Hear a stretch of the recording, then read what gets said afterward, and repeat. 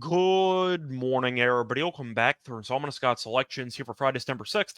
For again today's play of the day, quick recap what happened yesterday. We had a loss in baseball with Adolis Garcia under half a run scored at minus 123 on Caesars. Pretty annoying loss there. Garcia had scored no runs in 15 straight games, and of course he hits a home run in the first inning. What made it worse was that we thought the Angels would pitch well based on their recent form, and we were right, as the Angels only gave up 3 runs. Garcia had a 3-run homer in the first inning, and the Rangers did not score again. So we ended up losing a prop on a guy who had not scored in 15 straight games with a team that only scored 3 in the entire game on Thursday, which made it pretty annoying. Point is, though, I picked up a loss. Look for a winner here on Friday. For an actual play, the reminder once again, there are more plays on our website. So when you go to the website, use the promo code QSY6Q, HDH, get 40% off. Good results in the description. Plus a reminder, hit the like button, subscribe to the bell so you get notified on the never miss an episode. Now, for the actual play, going to the WNBA, going to look at a matchup between the Aces and the Sun, taking place at around 7:30 p.m. Eastern Time. And for this game, to go with the Aces money line at minus 125 in ESPN bet. Time recording of 3 a.m. Eastern Time. Coverage why I'm going to go with the Aces in this game. First reason, the Aces have been in good form recently, as they have won 3 straight games by at least 11 points, and they were sitting some players during that span, as they ended up winning games without Kelsey Plum and Jackie Young. Now, both of them should be back in the lineup for this one.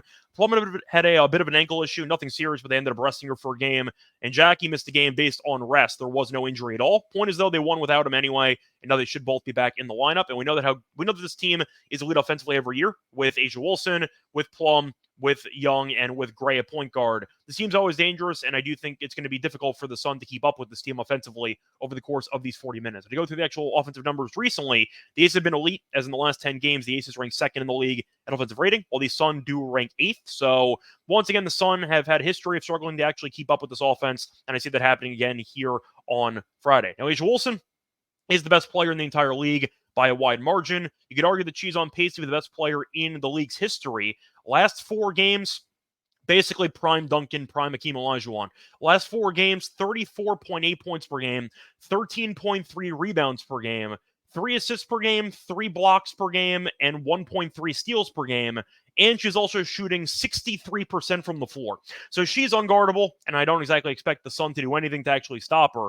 But with Asia being in great form right now, she's going to win MVP. It's not even close. I think she should dominate this matchup, which should open up stuff for the other star players on her team, which should result in, once again, a big showing offensively for the Aces in this game. But you're looking at the head-to-head, and the Aces have owned this team historically, as the Aces have won 7 of the last 9 meetings, and they did win the only meeting of the season up to this point, as they ended up beating the Sun by 11 in the first game back in June.